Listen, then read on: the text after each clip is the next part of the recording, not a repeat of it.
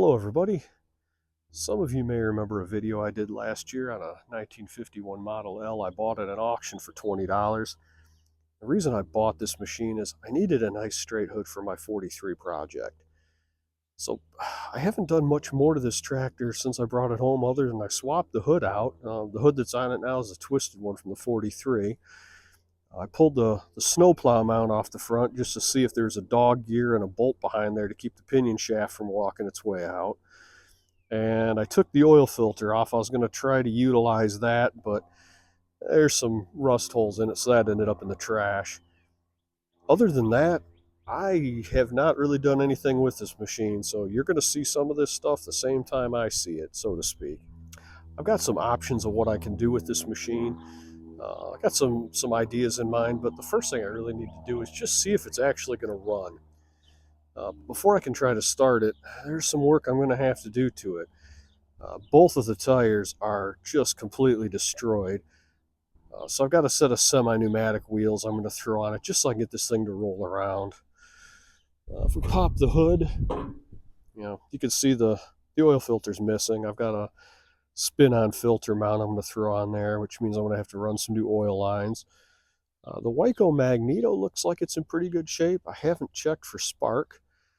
It's got an oil bath air cleaner on it. The cylinder head I haven't had off of there. It looks pretty good, except that little half a fin on the fan side of the spark plug is broken. Seems to be where these things like to get broke. Now the tractor, overall, I don't see any signs of oil leaks on it. It's one of the driest Model Ls I think I've ever seen. But when I bought it, I thought it was pretty strange that the carburetor was all covered up in oil. And then I kind of realized that I think the previous owner sprayed that up on purpose to keep it from rusting and locking up. And I'm glad he did, because everything on this carburetor seems to move just fine. I'm hoping the inside of the carburetor looks good. The original pulley's got a couple chunks missing out of it. I don't need to do anything about that just to try to start it, but if I'm going to use this machine, that's going to have to be changed. The belt looks like it may hold up for a start. There's no sediment bowl. It's just got a broken fuel shutoff and a rubber hose in it. And while the outside of the tank looks good, if you could see, I'd show you, but the inside of the tank is pretty rusted out. I do have some other tanks that I'll throw on there just for the purpose of getting this thing started. These shift levers are a little stiff. Just got to oil them up a little bit. You can tell it's got what's left of an original downdraft muffler on it. That thing's just beyond saving, but the good thing is that the manifold's in good shape, the bolts look okay, and none of the ears are broken on that jug. So I should be able to deal with that okay if I want to fix this thing up. It's probably the nicest Magneto I've seen out of any tractor that I've had, so I'm kind of thankful for that. But like I said, it's in pretty decent overall shape, but there's some work that I'm going to need to do before I can get this thing running or even try to start it. So let's go ahead and pull it in the garage and let's get to work. Okay, first thing I need to do is get those rotted up, worthless tires off of there and put some semi-pneumatics on there. That will at least allow me to roll this thing around. So I've got a block under the back. Just gonna put my floor jack under this front, under the snowplow mount rather, and just lift this thing up. I've already broken the tires loose. So I should be able to take those off at this point without a problem.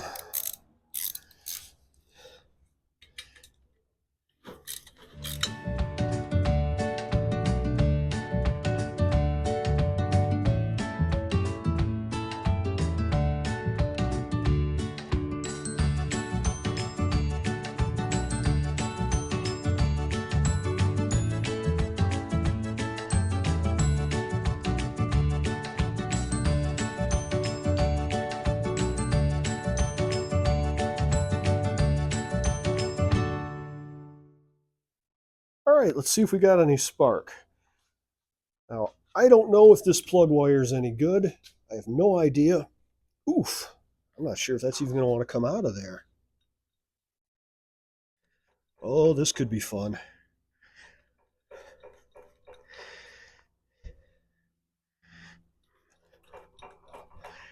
Oh, this doesn't look good. That looks like that is rusted into the cap. Oof. Okay, I'm going to go ahead and assume that that plug wire is no good, especially since it's halfway through. I don't know if it's worn. No, that looks like mice were chewing on it. And if you look on the top of the cylinder head, there's all sorts of mouse poop and everything on there. Let's see if I got something I can clean that out a little bit with. So I can at least attempt to get some continuity here. Wow.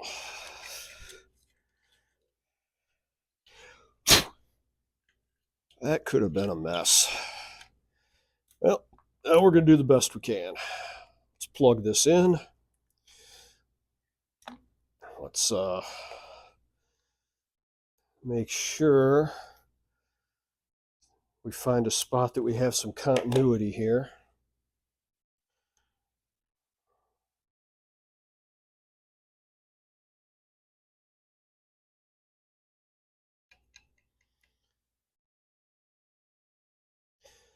Trying to find an easier spot to set this or to hook this up.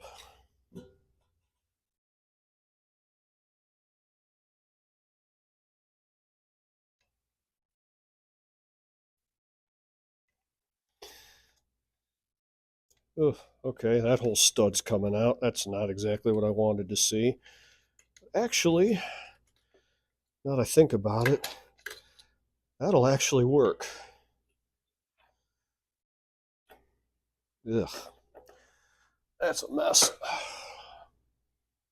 Like I said, I have not really been into this tractor to see what kind of shape things are in, but that looks like I got a good I'll have a good connection there. Or not. There we go. Perfect. All right. Let's ground out the magneto to that stud. Unfortunately, you can't see that spark tester, and these things are always hard to show up on video anyway, so let's just see if it's going to fire, if we're going to get any spark or not. Well, there's some compression to this engine. That's a good sign. I didn't see any spark, but the impulse fired. That's always good. Okay, no spark. That's exactly what I thought. So we're going to go ahead and take that magneto off. We're going to go down in the basement, pull this apart, and I'm guessing at a minimum I'm going to have to clean the points. So here's a tip dealing with these WICO magnetos. A stubby 9/16 wrench will be your best friend. If you don't have a stubby wrench, honestly, it's almost easier just to pull the wheel right off the tractor and go at it that way.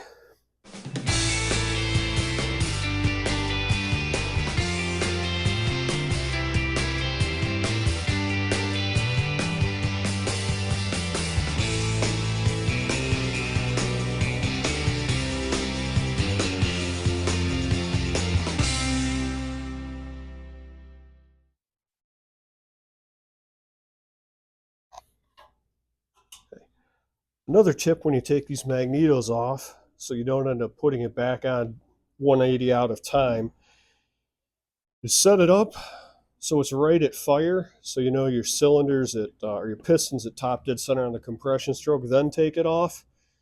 And when you put it back on, get those timing marks back lined up, and you know you won't be, your timing won't be off that way. Interesting thing to note here, apparently the WICO is not the original magneto for this tractor. You see how there's 4 holes in there?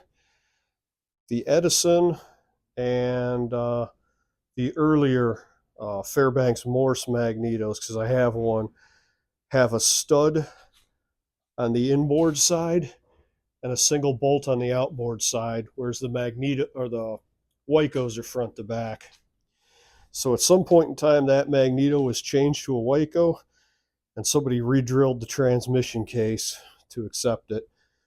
No big deal, don't really care. I'm not doing a full restoration on this machine anyway. But just an interesting note, if you see one of these transmissions with 4 holes in it, that's why. Okay, let's get into this Magneto and see what we're looking at. First thing we're going to have to do is pull this cover off. Hopefully these screws come loose.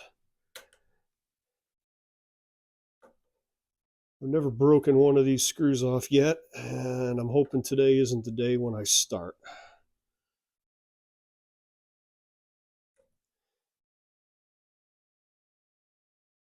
I like these little screwdrivers for working on magnetos and such.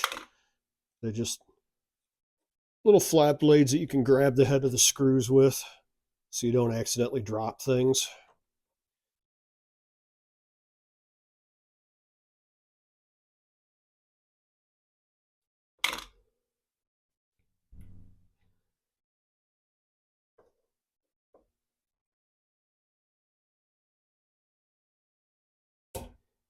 Probably don't need to take those all the way out of the cover, but that's fine.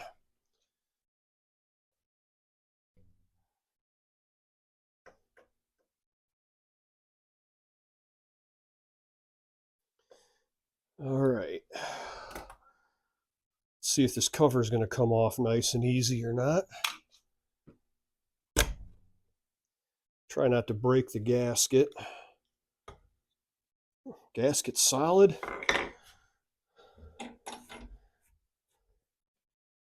That doesn't look too horrible in there, but I'm betting the points are pretty bad.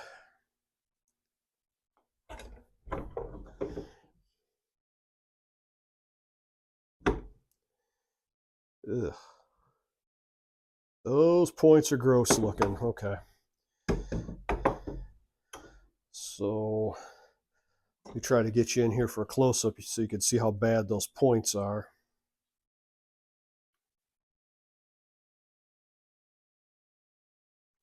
You can see, first of all, they look wet and might not be easy to see, but you can see there's a lot of corrosion, and actually there's a lot of oil and stuff on there. So yeah, that's never going to fire like that. We're going to have to do something about that. Have to clean her up. First of all, we got to get this oil and grease off of them, but what I'm going to do is take the points out, clean the grease and the oil off of them.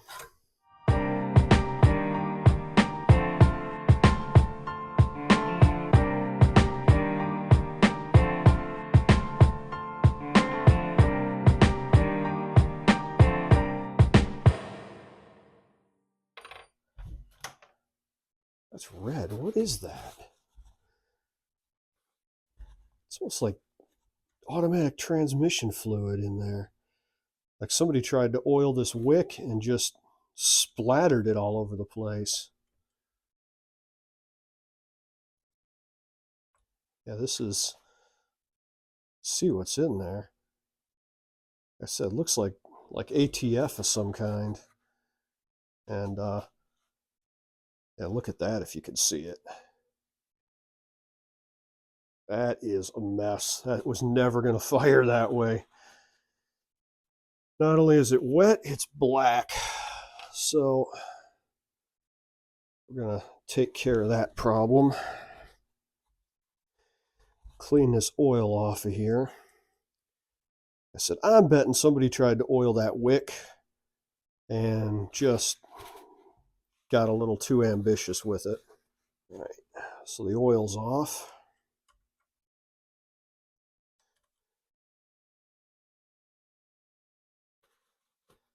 And this one doesn't look any better at all. I'm going to put these back on, and I'm going to try to use a file, an ignition file, to clean them up. I usually use like an emery cloth, but I'm always afraid that I'm just not going to get them very flat and flush, and they're just not going to make good contact. I mean, I don't know what I'm worried about. It's worked just fine for me for years, but I'm going to use an ignition file this time.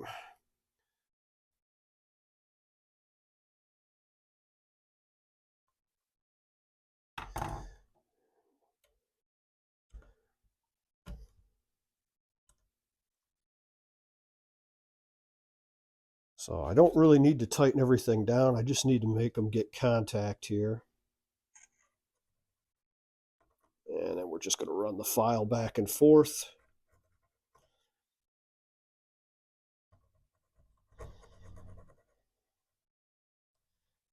Got to clean off both sides so they make good contact. Let's see if they're clean or not.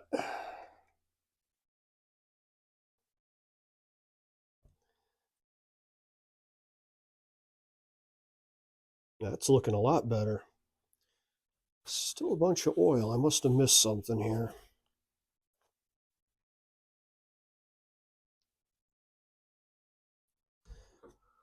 Let's put this back together.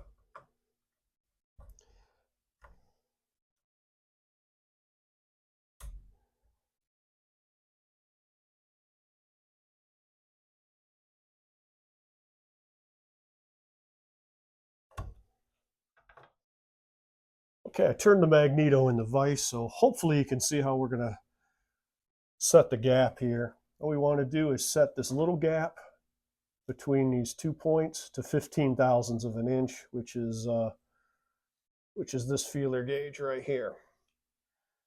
So you notice there's 2 screws. There's this screw and this screw. This one's the pivot, and this one's for the adjustment, and you can tell because it's got this little piece right here that you can put a screwdriver in, and you can take your screwdriver, and by moving it around, you can open and close that point gap.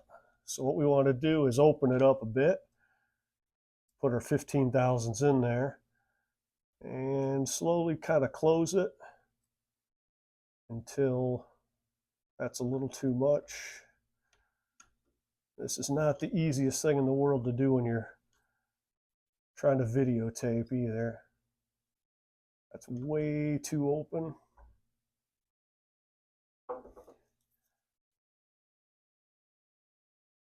And that feels good. Let's grab 16 or 17 and see if that will fit in there or not. Okay, yeah, we got it good. So now we're just going to tighten these 2 screws up.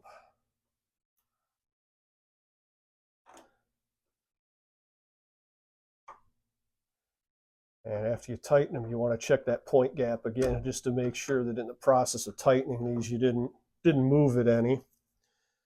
I've had that happen. It's kind of frustrating when you think you got your point set and you go to check everything else and you got no spark. Yeah, I set up the spark tester, so hopefully you can see it a little bit better.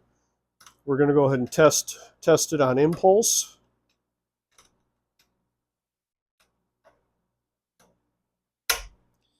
Hopefully you can see that nice blue spark.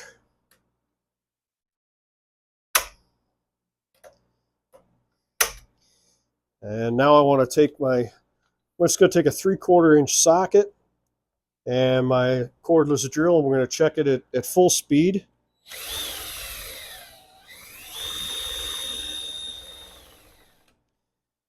And it looks like everything's working well with the Magneto. So let's go put it on the tractor. we've got the spark problem solved.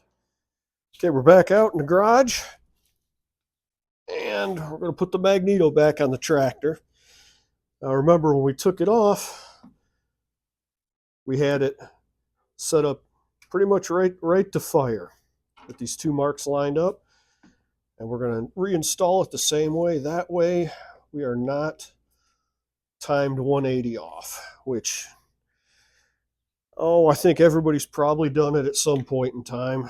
Put one of these things on and had it timed wrong, and they don't like to start, and all they pretty much do is just fire through the exhaust valve.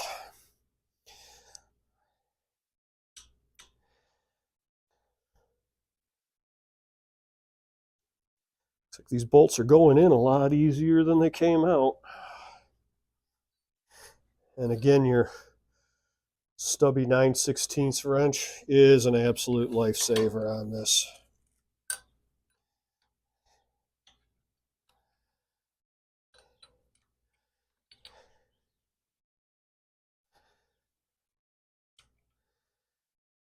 Now, I am going to have to, well, I've got another plug wire I can use, but this one is clearly not any good anymore.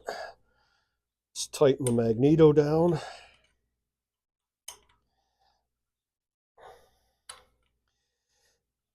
And I want to make sure that we've still got spark. As strange as it sounds, I've had Magnetos that bench tested just fine, and then you put them on the machine and it wasn't contacting here right or something like that, and they just didn't work anymore. Unfortunately, you won't be able to see this, but hopefully we get some fire. Oh yeah, good blue spark.